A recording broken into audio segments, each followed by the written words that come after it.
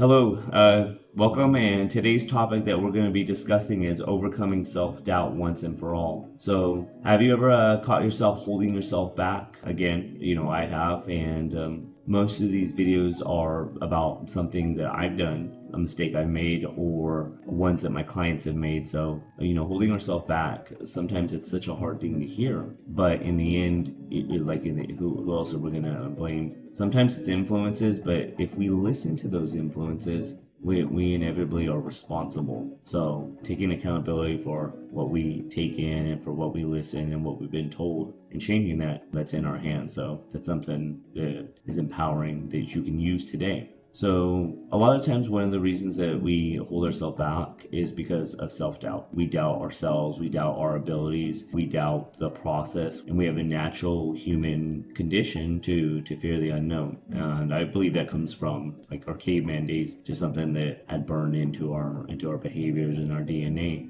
for self-preservation. And so, a repetition, practice, a lot of times helped out significantly. But if you do that, but you also don't allow or accept it in, well, then you become your own gatekeeper. So that's something you don't want to do.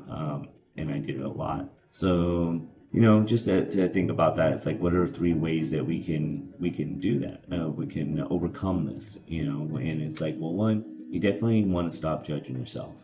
Take the situation, take how you do, look for the good, and don't be such a stringent or harsh judge. A lot of times we think that if we judge ourselves hard that we'll do better. And it's like, maybe. But you can also just have a really good sense of observation and observe without feeling and do better next time. I think a lot of times where this comes from is from when we see coaches, and they might be screaming and yelling, do better or this or we do that. And it's a sense of motivation, but not everybody operates that well. If you have low self-esteem, that may not be the best model or the best style for you. So that type of coaching, you just got to be careful where you use it. Everything has a place, and if that's not the style for you, then maybe it's not the place. So choosing to judge yourself less or be a kinder judge or a more encouraging judge. Those are ways and techniques that I would say that would significantly help you. The second one is the way that you talk to yourself. I cover this in other videos quite a bit, but this tip is still very relevant. So the second tip here is the way you talk to yourself.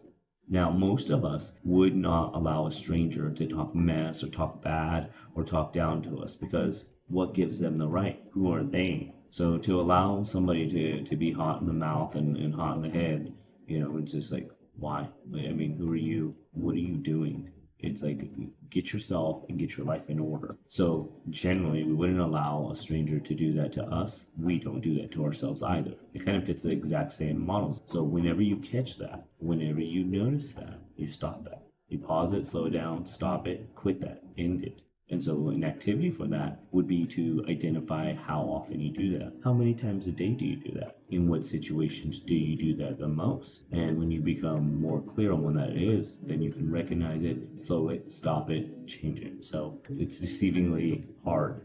Sounds simple, not as easy as you would think. Once you catch yourself, you're like, oh man, I'm doing this a lot. So you don't want to necessarily do that. You want to do better by being better and vice versa. So take that into consideration. Number 3 is move forward on yourself. And what does that mean? It's like, how do I move forward on myself? Well, to move forward is on yourself is to mean that you go about yourself, you go about your life, you go about your situation. And even if you have worries or you have concerns or you have doubts about what you're doing, move forward anyways. It's fair expectation to know that things won't go perfect. It's fair to know that things will change, and to put that as your pre-expectations, that will help you be better adaptable to that.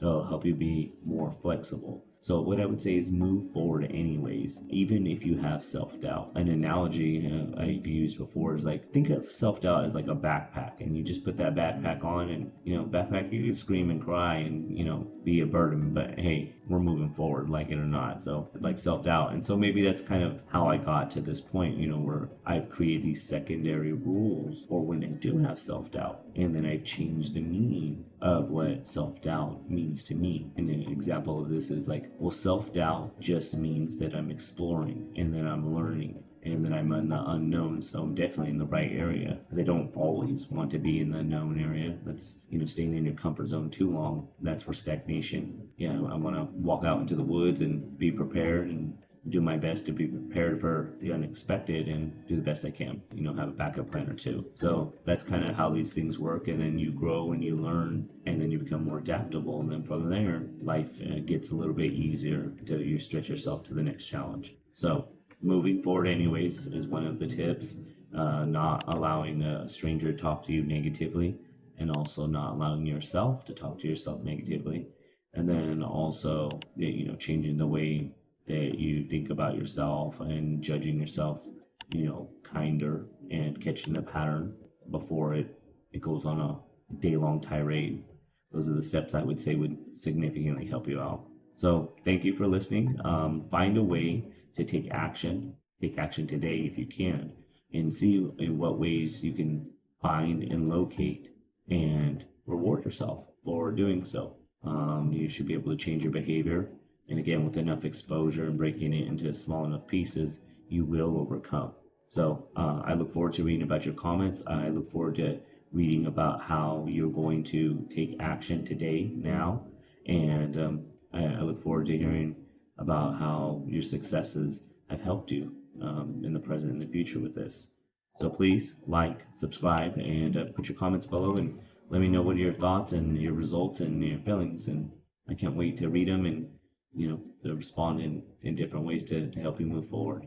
So let's make it the best day ever. And I can't wait to talk to you more in the future.